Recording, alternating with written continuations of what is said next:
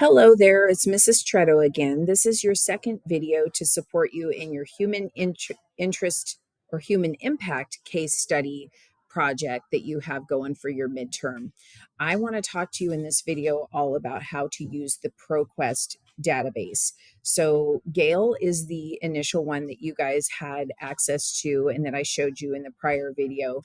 Proquest just has a little bit more information. So I wanted to show you if you get to a point to where you're looking and you can't find enough resources, you can go to the ProQuest suite of products. So what I do is I click here where it says ProQuest login. This will take you to the main page. You'll notice down here in red, it shows your username and your password. So I'm going to go ahead and I'm going to click on this and it's going to take us here. So it automatically takes you to Homework Central. What I want you guys to do is once you get there, go here to the platform because this is where you can search all of the databases together. So you're going to get a lot more results that way. So if we click on that, you do have to tell it you're not a robot. And once you do, you will be in. And remember, if you're logging into this from home, to make sure that you log into your RJUHSD account that you're on Google, and then you go from there because sometimes it won't recognize through an outside party. Sometimes it will work. It just depends. So you have to kind of check when you get home, but it's easier if you're working from home that you go ahead and you log in through our district network. All right, so we are here. We are at Proquest. There are 7 databases here that we're searching. And remember from our last video, I always say that you need to do an advanced search. Okay.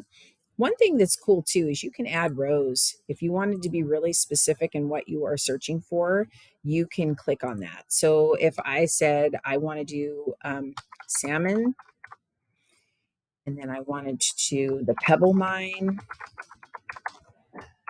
but I also wanted to look up Alaska. Okay, so I want all of those together. And then I can, if I say anywhere, that's going to give me the most. But let's say I wanted to make sure it was in the text of the document or the title of the document. I could go ahead and I could put it here in the title. I don't want to do that because it would limit my results to anything with salmon being in the title. And maybe I want to find more articles, right? So I'm going to just say anywhere. This is going to give us our broad search. Publication date, right? You can actually go, maybe you want to go the last 3 years. You want something that's pretty current. Okay. So you can go ahead and you can search. And then this is going to give us our results. So you're going to see in the left-hand corner, there's 769 results. That's too much for you all to go through. So what I would do is I would go ahead and I would sort it by, if you want to do newspapers, right? Because a lot of times the newspaper articles are a little bit easier as far as the reading level. So that's good. And then now I've got, okay, so now I've got all of these 242 results. So maybe I even want to narrow it down further because that's still too much. Perhaps I go to subject, right? And maybe I really want to learn more about maybe the environmental protection. That's really the piece that I'm looking for in my project. Now we're down to 46 results. And what I could do is I could sort this according to the most recent one first. So now this gives me a little bit more current, all of this stuff. There's 3 right here that are from 2022. So let's say I want to go ahead and I'm going to go with this one here. This New York Times article. Okay. So it highlights all of your keywords in here.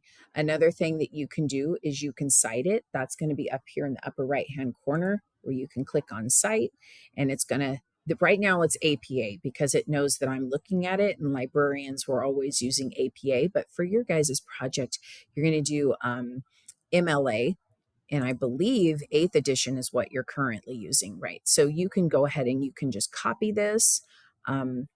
and then you can put it onto a Google document or whatever you want to do. Remember, I suggested in the last one, I said to create a Google Drive, but I was meaning to create a folder in Google Drive where you put all your resources. So you could have a little reference sheet where you're just copying and pasting all of this information that you find. So that's where that is. Another thing that I suggest for you is to look over here on the right where there's suggested sources, because you might find something that is more what you're looking for here, where it gives you some suggestions. Okay. You can also download these articles as PDFs so you can look at them later. You can email them. And actually, I think when you go to all options, right, you can actually save it to Google Classroom. You can save it to Google Drive. You have all of this. So that's a little bit more robust than what Gale has. So just so you know. And then another thing that you can look at is if you click on details, it's going to give you the subject areas as far as what this is classified as, which is really fun for librarians. We love classification. It does tell you a Lexile score, so that'll tell you how challenging it is to read it. This is a 1590, so that's kind of a higher level. But just so you know, and then you can go to full text, and that'll show you the article again. Okay, so that's one suggestion that I have. If you strike out with Gale, I would go in and I would go to Proquest, because there's so many resources that you could find through Proquest, more so than you can with Gale. Okay, well, good luck on your project. And just know that you can always email me if you're having problems with your project or you need some help finding something. I love to help students. So you can email me ztreto at rjuhsd.us. You can always find my email on the library website as well, but I'd be happy to help you. I'm here on Mondays, so you can always come in on Monday and ask me about it. Even if it's not for this class, maybe you have a paper for another class and you need some assistance. So good luck to you, and I hope you found this helpful for using Proquest. Bye-bye, Panthers.